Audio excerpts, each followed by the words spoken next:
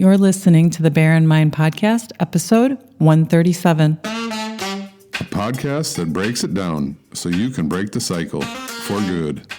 Now, your host, Tara Rama, but you can call her T. I'm excited about today's episode. It's the 4 steps to stop yelling. And this is part 1, and part 2 is going to be the next episode, and part 1 is going to cover the first 2 steps. Now, these steps are the steps I went through to stop yelling, and this is the solution for stop yelling for good. It is not some temporary solution where you do a bunch of breathing exercises and you have to count to 10. It is a way to resolve the underlying problem. I went through these steps. When I was going through these steps, I did not organize it like this, but I realized that this was the journey I went through to understand why I was yelling and then to now have a true behavioral change, a genuine behavioral change where it feels right now. And I have talked about these steps in other episodes, and I've deep dived into those steps, and I'm going to reference those other podcast episodes when I talk about the steps. So if you want to go further, you can then go listen to that episode. And I realize that now you can't really see the podcast numbers. And I put it in the sub description, the subtitle, or the thing that goes underneath the main title of it. And then you can see the number. And mostly the numbers is an administrative thing. So I will tell you the title and the number so that you can find it. Okay, so step 1 is releasing the guilt. And the episode where I dive deep into it, because here I'm going to talk about why these steps will help you stop yelling for good and how it works with the brain. So releasing the guilt is number 123. So the most common question, and I had this question, when I was getting coached, oftentimes my coach would direct me to this issue when I wanted to talk about anger. Because clearly, I wouldn't be feeling guilty if I wasn't angry and then yelling. Or whatever it is that I did out of anger to somebody, or even anger to myself. Then I was always redirected to this. Now, she didn't tell me that this was the first part, but this is the journey that I went through. And I realized that this needs to be the first step, because the guilt is not directly coming from anger, from being angry. Yes, we think about anger in a certain way, and then we feel guilty because of our actions. We think about our actions in a certain way, and we feel guilty. This ends up being a vicious cycle.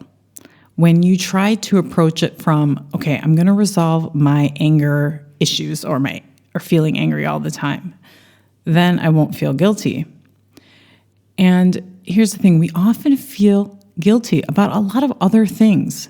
It is a human emotion, and we feel guilty. If you're a parent, you feel guilty about a lot of other things besides yelling.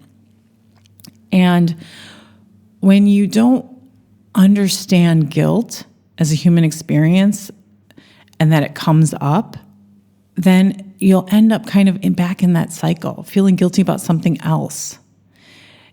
And when you can understand why you're feeling guilty, you can correct other behaviors. So this 4 steps is actually more of a universal way to, if you want to have behavioral changes, other changes besides stop yelling, this one thing will help you get that space to correct any other behavioral changes. You want to motivated to go work out any of those other behaviors.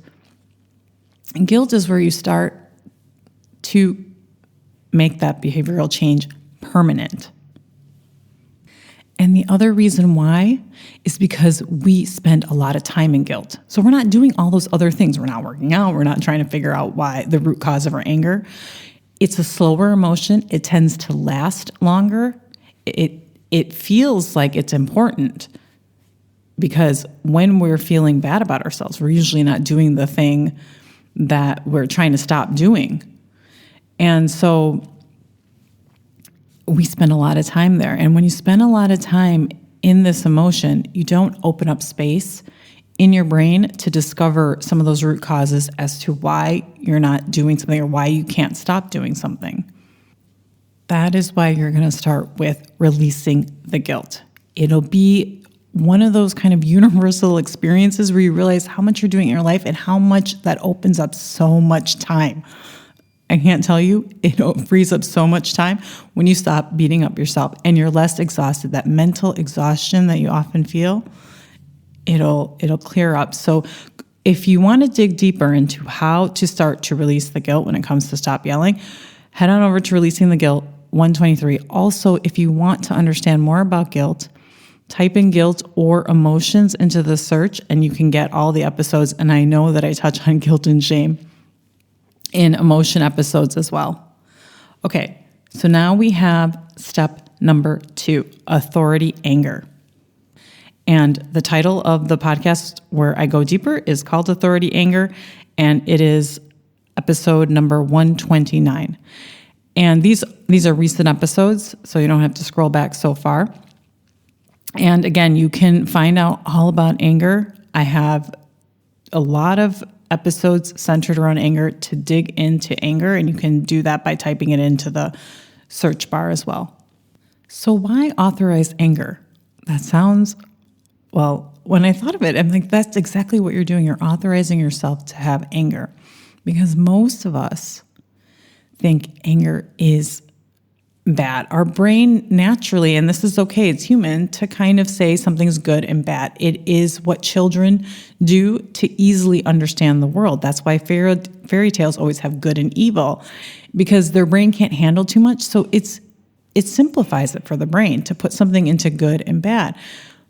When we are older and we have full cognitive control, emotional maturity, we can start to understand nuances in life, and that okay, what we thought and what we put into good and bad, that's no longer the case, and we can reorganize it.